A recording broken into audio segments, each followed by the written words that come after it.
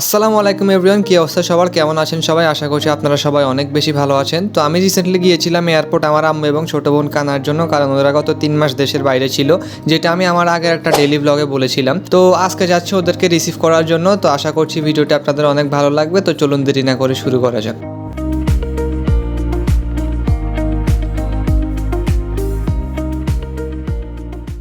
তো সকালবেলা আমি অনেক তাড়াতাড়ি ঘুম থেকে উঠি, কারণ বাসায় অনেক বেশি কাজ ছিল পরিষ্কার পরিচ্ছন্ন করা, এবং সেছাড়া তাদের জন্য আমি কিচেনে অনেকগুলো খাবার মেক করছিলাম। তারপরে আমার যাওয়ার সময় হয়ে গিয়েছিল দেখতে দেখতে, তাই আস্তে আস্তে রেডি হয়ে নিলাম, এবং আমাদের 3টা বাজে বের হওয়ার কথা ছিল বিকেল। তো তাড়াতাড়ি করে রেডি হয়ে আস্তে আস্তে বের হতে লাগলাম, এবং আমাদের গাড়ি চলে এসেছিল আমাদের বাসার সামনে। তো দেরি না করে উঠে পড়লাম এবং রওনা দিয়ে দিলাম সুন্দর মতো। ওয়েদারটা কিন্তু সেদিন অনেক বেশি গরম ছিল, যে কারণে আমার প্রচণ্ড পরিমাণ গরম লাগছিল। আপনারা দেখতেই পাচ্ছেন কি হিউজ পরিমাণ রোদ দেখা যাচ্ছে বাইরে। তো কি আর করার, এই গরম দিয়ে যেতে লাগলাম আর কি। তবে আমাদের যে ড্রাইভার মামা ছিল উনি অনেক বেশি ইন্টেলিজেন্ট ছিল, অনেক ভালো ড্রাইভার, এবং শর্টকাট রাস্তা দিয়ে আমাদেরকে নিয়ে যাচ্ছিল যাতে কোনো প্রকার জ্যাম না পড়ে এবং আমরা কিন্তু বেশ সুন্দরভাবে পৌঁছে যাই। আমার মতে বাংলাদেশে যত সুন্দর রাস্তা আছে তার মধ্যেই 300 ফিটের রাস্তাটা একদম অন্যতম, অর্থাৎ একদম ফ্রি, খোলামেলা, অনেক বেশি ভালো লাগছিল এখান দিয়ে যাওয়ার সময়।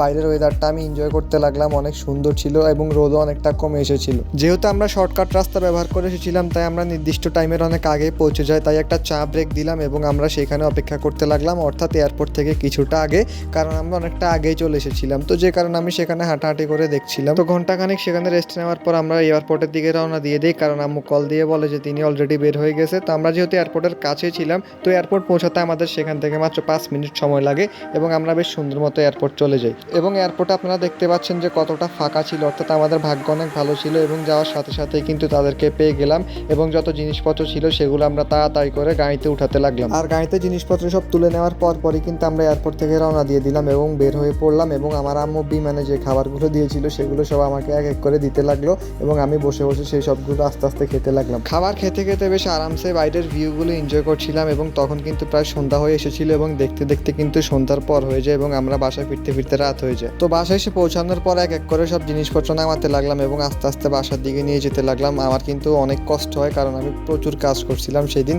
সবগুলো জিনিসপত্র এক এক করে বাসায় আনলাম, এবং আমি কিন্তু তাদের জন্য কিছু খাবার আইটেম মেক করছিলাম, যেগুলো সবাই মিলে খাওয়া দাওয়া করলাম।